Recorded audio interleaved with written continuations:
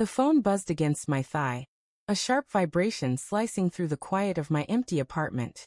It was 2:17 a.m., and the screen glowed with my daughter's name. Lila, only 10, her picture a frozen smile from last summer's picnic. My heart lurched. Kids don't call in the dead of night unless something's wrong.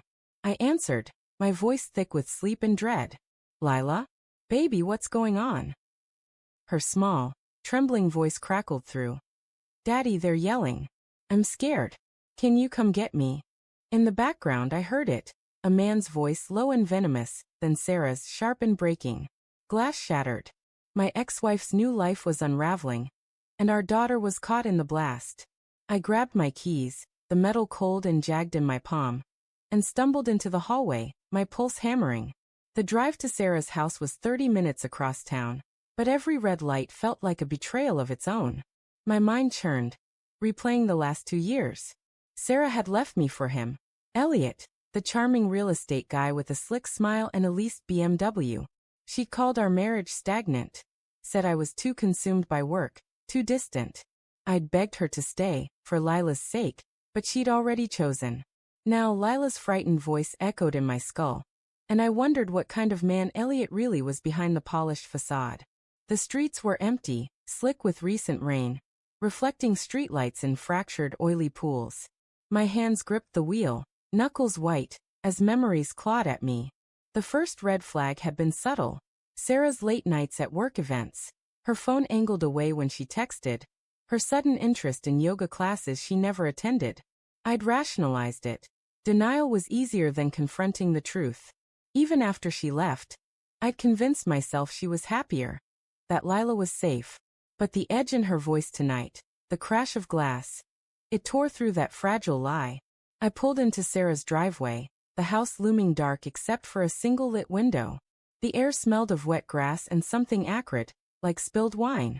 I killed the engine and sat for a moment, my breath shallow, steeling myself. The front door was cracked open, a sliver of light spilling onto the porch. My stomach twisted. I stepped out, the gravel crunching under my boots, and pushed the door wider. The living room was a wreck, shattered wineglass on the floor, a lamp tipped over, its shade crumpled like a broken wing. Sarah stood in the kitchen doorway, arms crossed, her face pale and streaked with mascara. Elliot was nowhere in sight. Mark, she said, her voice tight, like she was holding back a scream. What are you doing here? Lila called me. I said, my tone sharper than I intended. She's scared. Where is she? Sarah's eyes darted upstairs, then back to me. She's fine. It was just an argument. You didn't need to come. Glass breaking at 2 a.m. doesn't sound like just an argument, Sarah. I stepped closer, my voice low but shaking. Where's Elliot? Her lips parted, but no words came. Then, from the staircase, Lila's small figure appeared, clutching her stuffed rabbit. Daddy. She ran to me, her bare feet slapping the hardwood, and buried her face in my chest. I knelt, wrapping her in my arms, her trembling body igniting a protective fury I hadn't felt in years. It's okay, sweetheart, I whispered, stroking her hair. I'm here. But my eyes locked on Sarah, searching for answers she wasn't giving. The air felt thick, charged with unspoken truths. Sarah's voice softened, but it carried an edge. Mark, you can't just barge in here. This is my house now. Your house. I stood, keeping Lila close. Our daughter's terrified and you're worried about boundaries? What the hell happened here? She flinched, her gaze dropping to the shattered glass. It was nothing. Elliot and we had too much wine. Things got heated. Heated enough to scare Lila? My voice rose, and Lila's grip on my hand tightened. I lowered it, forcing calm. Where is he, Sarah? He left, she said too quickly.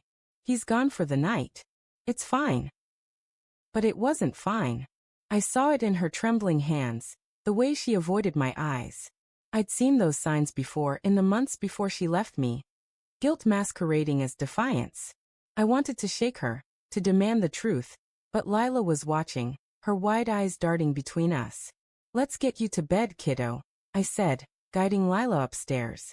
Her room was a sanctuary of pastel walls and fairy lights, but the air felt heavy, tainted by the chaos below. I tucked her in, her rabbit clutch tight, and promised I'd stay until she fell asleep.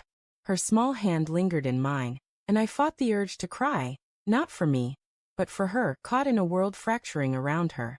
Back downstairs, Sarah was cleaning the glass, her movements jerky, mechanical. I leaned against the counter, arms crossed. "Talk to me, Sarah. What's really going on?" She paused, a shard of glass glinting in her hand. "You don't get to interrogate me, Mark. You're not my husband anymore." "No, but I'm Lila's father.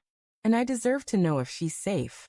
Her shoulders slumped, and for a moment, I saw the woman I'd loved for 12 years, vulnerable, conflicted. "Elliot's not who I thought," she whispered, barely audible. "He's intense. Charming 1 minute, then." She trailed off, her eyes distant. "Then what?" My voice was a low growl. "Does he hurt you? Did he touch Lila?" "No," she snapped, but her voice cracked. "He'd never touch her. It's just he gets angry. Tonight was bad. He threw the glass and Lila saw." My blood ran cold. "And you let him stay here? Around our daughter?" "I didn't know it would get this bad," she said, tears spilling. "I thought he was better than." She stopped, but the unspoken word hung between us, "you." It stung, but I pushed it aside. "This wasn't about me.